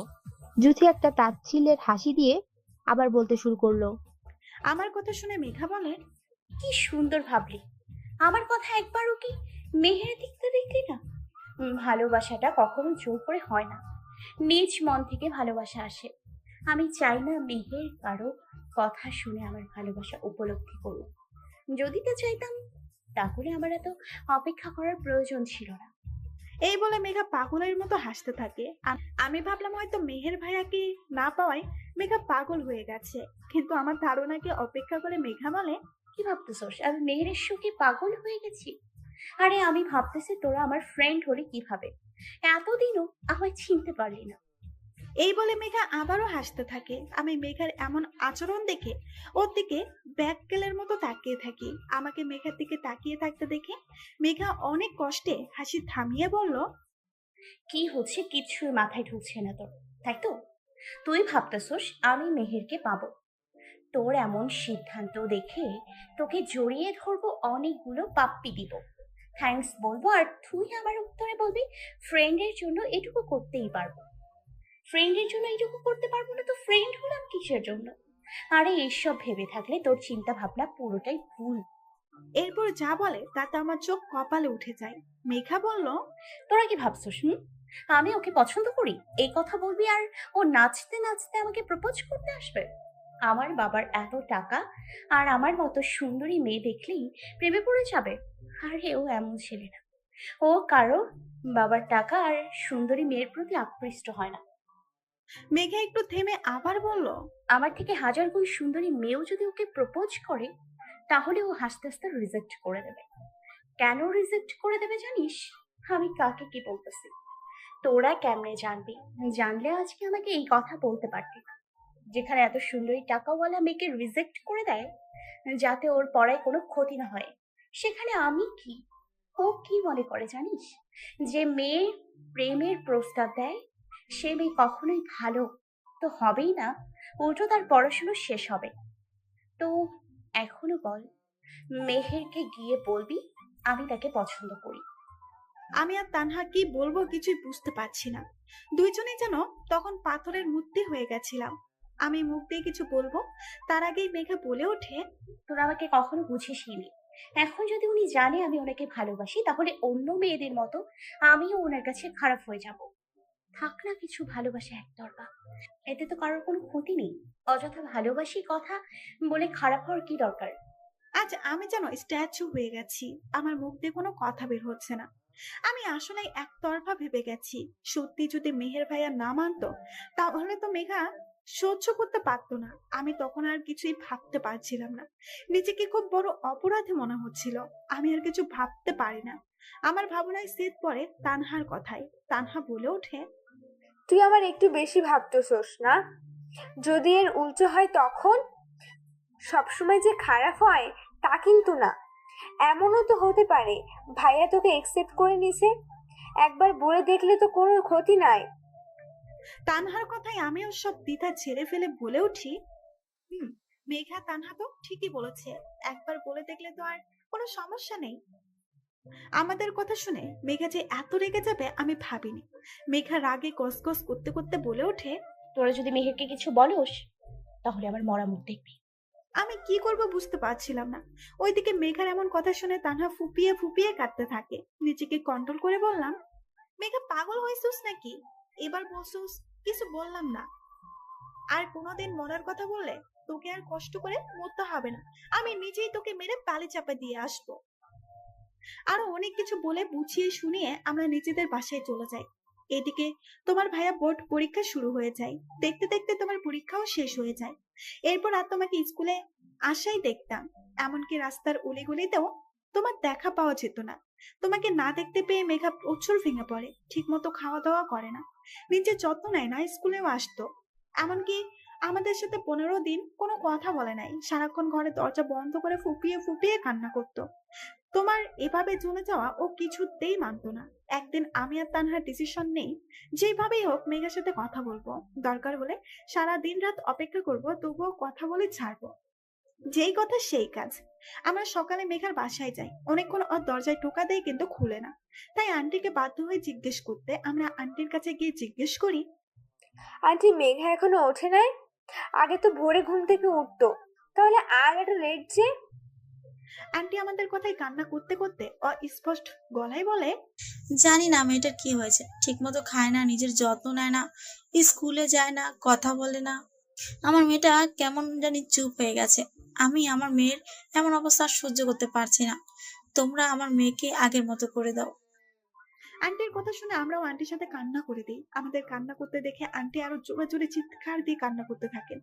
আন্টিকে এমন করে কান্না করতে দেখে আমি নিজেকে কন্ট্রোল করে আন্টিকে বললাম, আন্টি আপনি এইভাবে ভেঙে পড়বেন না, এখন তো আমরা আসছি, দেখবেন সব ঠিক হয়ে যাবে, মেঘাও ঠিক আগের মতো হয়ে যাবে। তোমার কথা যাতে সত্যি হয়। দেখছো তোমরা কখন আমার বাসায় আসছো, আমি এখনো কিছু খেতে দিলাম না। আরে আন্টি, এত ব্যস্ত হতে হবে না, আমরা খেয়ে আসছি। তুই বাসা থেকে খেয়ে আসছোস, ভালোই হয়েছে, তোর ভাগেরটা আমি খেতে পারবো। হ খা, শুধু আমার ভাগেরটা না, পুরো রান্নাঘরের সব খাবার খেয়ে ফেল, রাক্ষসী। তুই এটা কি বললি? আমি কি আর ইচ্ছে করে খাবো বলছি নাকি? আন্টি বলছে তাই রাজি হয়েছি। তুই তো জানিস আমি আবার বড়দের কথা ফেলতে পারি না। আন্টি আপনি বলেন, আমি ঠিক বলছি না? একদম ঠিক বলছো, এটা তো তোমারই বাসা, যা ইচ্ছে করবে আমাকে বলবে।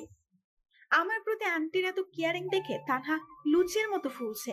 আমি তাদেরকে মুসকি মুসকি হাসছি। খাওয়া দাওয়া শেষ করে আন্টির সাথে গল্প করতে লাগলাম। হঠাৎ মেঘার দরজা খুলে। মেঘাকে দেখে আমার চোখ কপালে উঠে গেছে। এই কয়দিনে মেয়েটা শুকিয়ে কাঠ হয়ে গেছে, চোখের নিচে কালি পড়ে গেছে। আমি আর তানহা দৌড়ে গিয়ে জড়িয়ে ধরি মেঘাকে, আর কান্না করতে করতে বলি, ওই কুত্তা, আমরা কি তোর কেউ হয় না? কেমনে ভুলে গেলে আমাদের? স্কুলে যাস না, বাসায় সারাক্ষণ দরজা লাগিয়ে রাখোস। মানছি জুথি রাক্ষসী, কিন্তু আমি তো মানুষ, তাহলে আমার সাথে কথা বলোস না কেন? আমাদের কথায় মেঘা চোখ থেকে 2 ফোঁটা জল গড়িয়ে পড়ে। মেঘা লো ভয়েসে বলে, আমি তোদের মতো হারামি ফ্রেন্ডদের কিভাবে ভুলি? আসলে শরীরটা ভালো ছিল না, তাই স্কুলে যাওয়া হয় নাই। আচ্ছা রুমে চল, রুমে গিয়ে কথা বলবো। এই বলে আমরা 3 জন রুমে ঢুকি। রুমে ঢুকে দেখি রুমের অবস্থা নাজেহাল। রুমের সব জিনিসপত্র এদিক সেদিক পড়ে আছে, কাঁচের জিনিস ভেঙে একাকার হয়ে গেছে। রুমের এই অবস্থা দেখে তানহা জিজ্ঞাসা করে, রুমে এসব কি দেখছি? আরে তেমন কিছুই না, নিজের কষ্ট ওদের উপর ছাড়ছি। মানে কি? তুই কি মেহের ভাইয়াকে মিস করতেছস? মেহেরের কথা শুনে মেঘা নিজের কান্না আর ধরে রাখতে পারে না, ফুপিয়ে ফুপিয়ে কাঁদতে থাকে। মেঘাকে এইভাবে কাঁদতে দেখে ওকে শান্ত করার জন্য বলি, মেঘা প্লিজ কান্না করিস না, দেখিস মেহের ভাইয়া একদিন ঠিক ফিরে আসবে। ও কখনো ফিরে আসবে না রে, আমার ভালোবাসায় ব্যর্থ রে। আমি বোধহয় ওকে কখনো নিজের করে পাবো না। কে বলেছে তোর ভালোবাসা ব্যর্থ? দেখবি মেহের ভাইয়া একদিন তোর ভালোবাসা বুঝবে। আর মেহের ভাইয়াকে নিজের করে পেতে চাইলে আমার কথা শুনে চলতে হবে, না হলে মেহের ভাইয়াকে সারা জীবনের জন্য হারিয়ে ফেলবি। মেহের ভাইয়াকে হারানোর কথা শুনে মেঘা বলে ওঠে, না না, আমি মেহেরকে কখনো হারাতে পারবো না। তুই বল আমায় কি করতে হবে। এই তো গুড গার্ল, তুই তো জানিস যে মেহের ভাইয়া কেমন মেয়ে পছন্দ করে, সো মেহের ভাইয়ার পছন্দের মেয়ে হিসেবে তোকে গড়ে তুলতে হবে। কিন্তু ও আমাকে তাহলে ভালোবাসবে? মেহের ভাইয়া ভালোবাসবে না তো ওনার বাপ ভালোবাসবে। ওই কি বলস? মেহের ভাইয়ার বাপ কেন ভালোবাসতে যাবে? আরে ডায়লগটা একটু ফুল বলে ফেলেছি রে। তুই তো খালি ভুলে ডায়লগ মারবি, এমন অবস্থায় তো তোর ফান না করলেও হয় না। সরি প্লিজ মেরে মা, আপনার এই অবস মেয়েকে ক্ষমা করে দেন। তবে রে, এই বলে আমার দিকে তেড়ে আসে। আমি তোর মা লাগি তাই না? আমাদের এমন কাণ্ড দেখে মেঘা ফিক করে হেসে দেয়। আমরাও মেঘাকে হাসতে দেখে একটা তৃপ্তির হাসি দিই। মেঘা আমাদের কাণ্ড দেখে হাসতে হাসতে বলে, আরে কি শুরু করলি তোরা? থাম থাম, আজকে পেট ফেটে যাবে হাসতে হাসতে। আমি মেঘার দিকে তাকিয়ে বলি, যাক মহারানীর মুখে তাহলে হাসি ফুটলো, আমি বাবা হাঁপিয়ে গেছি। তাহলে এতক্ষণ সব নাটক ছিল বুঝি? তোদের নাটক করা দেখাচ্ছি, দাঁড়া। এই বলে মেঘা আমার দিকে তেড়ে আসতে থাকে। মেঘাকে তেড়ে আসতে দেখে আমি বলে উঠি, ওই মেঘা, প্লিজ প্লিজ আমার দিকে আর এগোস না। ভয়ে আমার প্রাণ আত্মা পেরিয়ে আসছি রে। আমি আজকে অন্তত আগের মতো ধোলাই দিস না। হে আল্লাহ, তুমি আমায় রহম করো। আমি ভয়ে ভয়ে মেঘার মুখের দিকে তাকিয়ে দেখি মুখটা ফ্যাকাশে হয়ে গেছে, যেন রাজ্যের সব মেঘ এসে ওর মুখে ধরা দিয়েছে। আমি অবাক হয়ে জিজ্ঞেস করি, ওই, মুখটা আমার বাংলার পাস্তার মতো করে রাখছিস কেন? না তেমন কিছুই না রে, আসলে স্কুলের কথা খুব মনে পড়ছে রে। আমি ওকে কাঁদতে দেখে দৌড়ে ওর কাছে যাই আর বলি, মেঘা প্লিজ এইবার ভেঙে পড়িস না। তুই এভাবে ভেঙে বললে মেহের ভাইয়াকে পাওয়ার আশা ছেড়ে দে। আমি মেঘার চোখের পানি মুছে দিয়ে একটা দীর্ঘশ্বাস ফেলে আবার বলতে লাগলাম, তুই কি ভাবিস ভাইয়া তোকে দেখলেই প্রেমে পড়ে যাবে? আগে নিজেকে একটু দেখ কি অবস্থা করছিস চেহারার। এই বলে আমি মেঘাকে আয়নার সামনে দাঁড় করালাম। মেঘা আয়নায় নিজেকে দেখে মনে মনে বিড়বিড় করতে থাকে। আসলেই তো কি অবস্থা হয়েছে চেহারার। এই চেহারায় মেহের তো দূরের কথা একটা কুকুরও পিছু নেবে না। হয়তো বলবি চেহারা দেখে ভালোবাসা হয় না, যদিও মেহের ভাইয়া চেহারা না আদর্শকে পছন্দ করেন। আচ্ছা, চেহারার কথা না হয় বাদে দিলাম, কিন্তু পড়াশোনায় খারাপ হলে মেহের ভাইয়া কখনো তোকে অ্যাকসেপ্ট করবে না।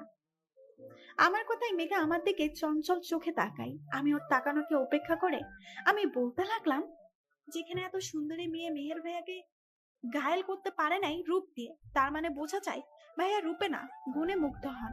আর এটাই তোর সুযোগ মেহের ভাইয়াকে পাওয়ার। তা বুঝলাম, কিন্তু কেমন গুণের কথা বলছস? গুণ মানে তোকে পড়ালেখায় টপে থাকতে হবে, সব সময় নিজের যত্ন নিতে হবে, গরিবদের ভালোবাসতে হবে, মা বাবার অবাধ্য হওয়া যাবে না, সব সময় শালীনতা বজায় রাখতে হবে। এইসব গুণের কথা বললাম কেন জানিস? কেন? কারণ ভাইয়া নিজের লাইফ পার্টনার হিসেবে সেই মেয়েকে পছন্দ করেন যে মেয়ে মা বাবার বাধ্য, কখনো প্রেম নামক ফালতু কাজে সময় নষ্ট করবে না, বড়লোক হলেও গরিবদের ভালোবাসবে, কখনো তাদের তুচ্ছ করবে না, অনেক বুদ্ধিমতী হবে, একজন ব্রিলিয়েন্ট স্টুডেন্ট হবে, অন্যায়ের বিরুদ্ধে রুখে দাঁড়াবে, আর রূপবতীও হবে। তাই ভাইয়াকে পেতে হলে ভাইয়ার পছন্দের মেয়ে হয়ে উঠতে হবে, বুঝলি? মেঘাকে এত কথা বলার পরেও চুপ করে থাকতে দেখে আমি বুঝলাম যে মেঘাকে একটু একা থাকতে দেওয়া দরকার। আমি তানহাকে উদ্দেশ্য করে বলি, তানহা, এখন এখান থেকে চল, মেঘাকে একটু ভাবার সময় দেওয়া উচিত। ঠিক বলছোস। আমি আর তানহা দুইজনে একসাথে মেঘাকে বলি, আমরা এখন আসি, আর আমার কথা একটু ভেবে দেখিস। এই বলে আমরা দুইজন চলে যাই। ওইদিকে সারাক্ষণ আমার কথাটা নিয়ে ভাবতে থাকে। এমন কোনো দিন নাই যে আমার কথা ভাবে নাই। প্রায় 7 দিন পর মেঘা ডিসিশন নেয়, না, আমি আর এভাবে ঘরে বসে থাকবো না। জুথি তো ঠিকই বলেছে, আমাকে মেহেরের পছন্দের মেয়ে হয়ে উঠতে হবে। আমি আজ থেকে শুরু করবো আমার পথ চলা। মেঘা সকালে নাস্তা শেষ করে স্কুলে আসে। আমি প্রথমে মেঘাকে দেখে ভূত দেখার মতো চমকে উঠলাম। আমাকে এইভাবে তাকিয়ে থাকতে দেখে তানহা বলে, কি রে, এইভাবে সামনে তাকিয়ে আসোস কেন? মনে হচ্ছে তোর সামনে কোনো ভূত দাঁড়িয়ে আছে, আর তুই তো তা দেখে ভয় দাঁড়িয়ে পড়ছস। তানহা আমাদের দিকে তাকিয়ে মেঘাকে দেখে অবাক। এই চরম বোঝাই পৌঁছে যায়। তানহা এখনো কনফিউজড যে ও সত্যি মেঘাকে দেখছে কিনা। আমাদের এইভাবে তাকিয়ে থাকতে দেখে মেঘা মুস্কি হেসে আমাদের সামনে এসে টুরি মেরে বলে, এইভাবে হাঁ করে থাকলে মশার 14 গোষ্ঠী তোদের মুখে ঢুকে যাবে। মেঘার কথায় আমাদের হুঁশ আসে। আমি মেঘার দিকে তাকিয়ে বললাম, তানহা, আমি যা দেখেছি তুইও কি তা দেখতেছোস? আমি কনফিউজড রে, আমার সামনে সত্যিই মেঘা দাঁড়িয়ে আছে কিনা। তুই তোর কনফিউজড নিয়ে থাক, আগে আমায় একটা চিমটি কাট, তারপর বক বক বক বক কর। তানহা চিমটি কাটার আগে মেঘা অনেক জোরে চিমটি কাটে। আমি ব্যথায় চিৎকার করি, আউফ! কেউ এভাবে চিমটি কাটে? পুরো মাংস উঠিয়ে ফেলতো রে। আম্মু, তুমি তোমার মেয়েকে এই দুষ্টু ডাইনের থেকে বাঁচাও। কি হলো, বেশি লাগছে বুঝি? আহারে বেচারি। দোস্ত, তুই তার মানে সত্যি আমার সামনে? আমার তো বিশ্বাসই হচ্ছিল না। ও তাই নাকি রে? তাহলে তোকেও একটা চিমটি কাটি, তোর সব কনফিউজড দূর হয়ে যাবে দেখিস। না না, তার দরকার নাই, আমার বিশ্বাস হয়েছে যে তুই আসছস। যাক, তোদের তাহলে বিশ্বাস করাতে পারলাম। আমি আর তানহা দুজনেই বারবার অবাক হচ্ছি। যে মেয়ে স্যারদের লেকচার শুনলে বলতো গরু হাম্বা হাম্বা করছে, সেখানে এত মনোযোগ দিয়ে স্যারের কথা শুনছে। সবার সাথে শালীনতা বজায় রাখছে, ঠিক মতো পড়া শিখে আসে, কোনো বেয়াদবি করে না। এক কথায় বলতে গেলে একটা আদর্শ মেয়ে হিসেবে পারফেক্ট। এইভাবে মেঘা এক অন্য মেঘায় পরিণত হয়। কিন্তু দিন যত যাচ্ছে মেঘা তত রাগী হয়ে যাচ্ছে। মেঘের কাজের সময় কেউ ডিস্টার্ব করলে ও ক্ষেপে যায়, ওর দিকে কেউ কুনজরে তাকালে ওর অবস্থা খারাপ করে ফেলে, আর খারাপ কথা বলে সে সেখানেই শেষ। ওর রাগ শুধুমাত্র আপনার কথা বলে শান্ত হতো। ও আপনাকে আজও ভুলে নেই। আমরা ওকে অনেকবার বলছি আপনাকে ভুলে যেতে, কিন্তু ওর একটাই কথা, ও প্রেম করলে আপনার সাথে করবে, নয়তো সারা জীবন কুমারী হয়ে থাকবে, তবুও অন্য কাউকে ভালোবাসতে পারবে না। বর্তমান মেঘার জীবন কাহিনী শুনে সবার চোখে পানি টলমল করছে। মেহেরের চোখ দিয়ে তো অজস্র পানি পড়ছে। জ্যোতির মুখে একটা তৃপ্তির হাসি ফুটে ওঠে, এই ভেবে হয়তো ভাইয়া এবার মেঘাকে মেনে নিবে। মেহের নিজের চোখের পানি মুছে মৃদু কণ্ঠে জিজ্ঞেস করে, জ্যোতি, তোমার কাছে কি মেঘার ক্লাস 6 এর পিক আছে? মেহেরের কথা শুনে জ্যোতি অবাক।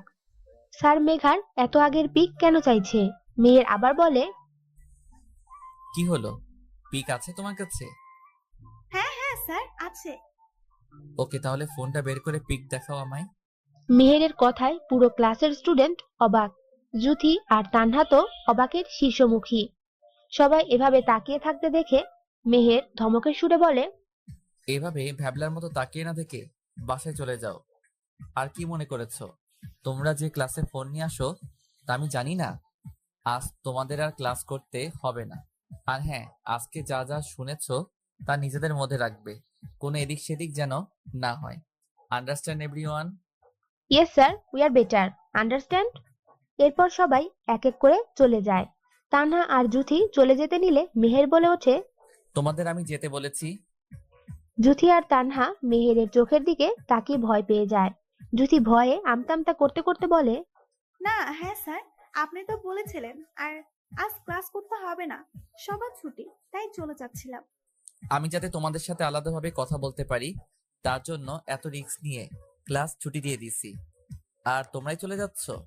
সরি সরি স্যার, আসলে আমরা বুঝতে পারি নাই। আরে রাখো তোমাদের আসল আর নকল। আগে মেঘার ক্লাস 6 এ থাকতে পিক দেখাও। জ্যোতি ভয়ে তাড়াতাড়ি ফোন বের করে দেয়। ফোন হাতে নিয়ে মেহের রাগী চোখ দিয়ে জ্যোতির দিকে তাকায়। জ্যোতি ভয়ে ভয়ে বলে, কি হয়েছে স্যার? মেহের রাগে গজগজ করতে করতে বলে, তোমার মাথায় কি গোবর ছাড়ার কিছু নাই? ফোনে লক করা আছে, তা কি জানো না? সরি সরি স্যার, আমি আসলে খেয়াল করি নাই। Sorry my food. তাড়াতাড়ি লক খোলো। এই বলে মেহের ফোন জ্যোতির দিকে এগিয়ে দেয়। জ্যোতি ভয়ে তাড়াতাড়ি লক খুলে দেয়। মেহের গ্যালারিতে ঢুকে অনেক পিক খোঁজার পর মেঘার সেই ছোটবেলার পিক দেখে মনে মনে বলে, তুমি তাহলে মেঘা? এর জন্য তোমার উপর আমি রাগ করতে পারতাম না। তোমার চোখের দিকে তাকালে কেমন অনুভূতি হতো, তোমার কিস আমায় ভাবাতো। আমি আর তোমাকে দূরে রাখবো না, শীঘ্রই আমি তোমাকে আমার ঘরের বউ করে নিয়ে আসবো। তবে আমি জানি তুমি আমার সহজ কথায় রাজি হবে না, তাই মেহের তানহা আর জ্যোতিকে উদ্দেশ্য করে বলে, এখন তোমরা বাসায় চলে যাও। আর আমাকে যে মেঘার ব্যাপারে বলছো তা যেন মেঘা ঘুণাক্ষরেও টের না পায়। মেহের কথার জবাবে জি স্যার বলে ওরা চলে যায়। মেহের স্কুল থেকে বেরিয়ে বাসায় চলে যায়। ডিনারে মেহের তার বাবা মাকে উদ্দেশ্য করে বলে, বাবা মা, তোমরা তো চাও আমি বিয়ে করি, তাই তো? মেহেরের কথা শুনে মেহেরের বাবা মা অবাক হয়ে যায়। মেহেরের মা বলেন, বাবা তুই ঠিক আছিস তো? তোর শরীর টরীর খারাপ করলো না তো আবার? মায়ের এমন আচরণ দেখে মেহের গম্ভীর গলায় বলল, আমি একদম ঠিক আছি, এইসব ফালতু কথা বাদ দাও তো। আমি যা বলছি শোনো। আমি এতদিন বিয়ে করতে চাই নাই, কারণ আমি আমার মেঘ পাখিকে ভালোবাসতাম বলে। কিন্তু জানো, আমি লন্ডনে চলে যাওয়ার 5 বছর পর দেশে ফিরে মেঘকে অনেক খুঁজছি, তবু পাই নাই। শেষমেশ ভাবি মেঘ নিশ্চয়ই তার স্কুল বদলাবে না। এই বিশ্বাসে আমি ভার্সিটিতে জয়েন হই, শুধুমাত্র আমার মেঘ পাখিকে খুঁজে পাওয়ার আশায়। আজ আমি আমার মেঘ পাখিকে খুঁজে পেয়েছি, আর আমি ওকে অনেক ভালোবাসি, তাই এই সপ্তাহে ওকে বিয়ে করতে চাই। মেয়ে নিয়ে তোমাদের চিন্তা করতে হবে না, কারণ মেয়ে আমার মনের মতো। আর তোমরা তো আমাকে চিনোই, আমার রুচি কেমন তাও জানো। কাল তোমরা মেয়ে দেখতে যাবা। মেহেরের বাবা মা দুজনেই অবাকের চরম পর্যায়ে পৌঁছে গেছে। তারা একটু আঁচও পেল না যে তার ছেলে একটা মেয়েকে ভালোবাসে। ছেলের মুখে বিয়েতে রাজি হওয়া আর এমন ভালোবাসা দেখে তারাও রাজি হয়ে যান। এইদিকে মেঘা সারাদিন রুমের দরজা লক করে কান্না করতে থাকে, আর মেহেরের 14 গোষ্ঠী উদ্ধার করে ফেলছে গালি দিয়ে। কান্না করতে করতে কখন যে ঘুমিয়ে পড়ছে নিজেও জানে না। ঘুম থেকে উঠে দেখে 10টা 23 বাজে। মেঘা আস্তে আস্তে সব মনে করার চেষ্টা করে। মেঘার সবকিছু মনে পড়েও যায়। মেঘা বলে, শালা খবিশ, কুত্তা, বিলাই, হনুমান, কচ্ছপ, হারামি, তোকে আমি সামনে পেলে আলুর ভর্তা বানিয়ে কুকুরকে খাওয়াতাম। তোর জন্য আমার এখন খিদায় পেট ছুঁই ছুঁই করতেছে। আমি বাবা আর সহ্য করতে পারবো না। ক্ষুধার জ্বালা। যাই ফ্রেশ হয়ে গিয়ে দেখি কি রান্না করছে। এই বলে মেঘা তোয়ালে নিয়ে ওয়াশরুমে চলে যায়। অন্যদিকে মেহের নিজের পার্সোনাল নাম্বার থেকে মেঘাকে ফোন করে। মেঘা ওয়াশরুম থেকে বেরিয়ে দেখে ফোন বাজছে। মেঘার কারো সাথে কথা বলার এখন ইচ্ছে নাই, তাই ফোন রিসিভ করে না। এই বলে মেঘা রুম থেকে বের হয়ে যায় খাবার খেতে।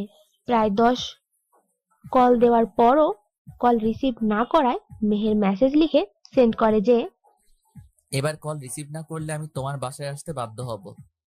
তবুও কোনো রেসপন্স না পেয়ে মেহের কপট রাগ নিয়ে গাড়ি ড্রাইভ করে মেঘার বাসায় যাওয়ার উদ্দেশ্যে। অন্যদিকে মেঘা খাবার খেয়ে নিজের রুমে এসে ফোন হাতে নিয়ে দেখে আল্লাহ, এতবার কল দিছে কেন খবিসটায়? নিশ্চয়ই সরি বলার জন্য ফোন। কুত্তা, বিলাই, হনুমান, কচ্ছপ, হারামি, তুই ফোন দিতে থাক, আমি রিসিভ করবো না, তখন বুঝবি মজা। আবার দেখি মেসেজও দিছে। মেসেজ দেখে মেঘার হাসি মুখ নিমিষেই মিলিয়ে যায়। মেঘা বলে, এই বজ্জাতটা আবার আমার বাসায় আসবে কেন? আল্লাহ, যদি সত্যি আসে তখন আম্মুকে কিছু বললে আমি শেষ। আল্লাহ বাঁচাও আমায়। মেঘার ভাবনার ফাটল পড়লো কলিং বেলের শব্দে। কলিং বেলের শব্দ শুনে মেঘা আরো ভয় পেয়ে যায়। এখন আবার কে এলো? হোসেন না তো? আল্লাহ, তুমি আমায় রহম করো এই হোসেনের থেকে। ভয় রুম থেকে বের হয় না। অন্যদিকে পারভিনা বেগম দরজা খুলে জিজ্ঞেস করে, তোমাকে তো বাবা চিনলাম না, কে তুমি? আন্টি, থুক্কু, আম্মু, মানে আমি আপনার হবু জামাই। পারভিনা বেগম অবাক হয়ে জিজ্ঞেস করেন, মানে? আম্মু, তুমি খুব পচা। কেউ তার হবু জামাইকে বাহিরে দাঁড় করিয়ে রাখে, ভিতরে যেতে দিবা না? আরে কি আজব, চিনি না অথচ বলতেছো আমার জামাই। আচ্ছা আম্মু, আমাকে চিনতে পারছেন না তো? আমি হোসেন, আপনার মেয়ের ভালোবাসা। এবার তো ভিতরে ঢুকতে দিবেন। পারভিনা বেগম এবার কিছু জিজ্ঞেস করেন না, কারণ জানেন যে তার মেয়ে হোসেন নামের একটা ছেলেকে পছন্দ করে। পারভিনা বেগম কফি নিয়ে এসে মেহেরের পাশে বসেন। মেহের কফি খেতে খেতে পারভিনা বেগমকে সব কাহিনী বলেন। পারভিনা বেগম বিয়েতে রাজি হন। তারপর জামাই প্লাস শাশুড়ি মিলে অনেক হাসাহাসি করে। অনেক হাসাহাসি শব্দ শুনে মেঘা বলে, কি ব্যাপার, এত হাসতেছে কারা? তার মানে কি হোসেন আসে নাই? গিয়ে দেখবো কি না, যদি হোসেন আসে তখন? এইভাবে দ্বিধাদ্বন্দ্ব করে মেঘা শেষ পর্যন্ত দরজা খুলে ড্রয়িং রুমে তাকায়। ড্রয়িং রুমে হোসেনকে দেখে যেই দরজা আটকাতে যাবে অমনি পারভিনা বেগম বলে ওঠে, কিরে মেঘা, ওখানে দাঁড়িয়েছিস কেন? এদিকে আয়। ধুর, কেন যে আমি দরজা খুলতে গেলাম? এখন কথা না শুনলে তো সন্দেহ করবে, তার থেকে ভালো যাই। এই বলে মেঘা পারভিনা বেগমের পাশে এসে বসে। পারভিনা বেগম ওদের মনোমালিন্য দূর করার জন্য কাজের ছুতো নিয়ে চলে যান। পারভিনা বেগম চলে যেতেই মেহের বলে ওঠে, ভালোবাসো আমায়? বিয়ে করবে আমায়? মেহেরের কথা শুনে মেঘা অবাক হয়ে যায়, আবার মনে মনে খুশিও হয়। মেঘা মনে মনে বলে, আমি কি স্বপ্ন দেখছি নাকি এটা বাস্তব? জানি তুমি আমায় খারাপ ভাবছো খুব, আর এটাও ভাবছো সবার ক্রাশ বয় তোমাকে কেন এইসব জিজ্ঞাসা করছে।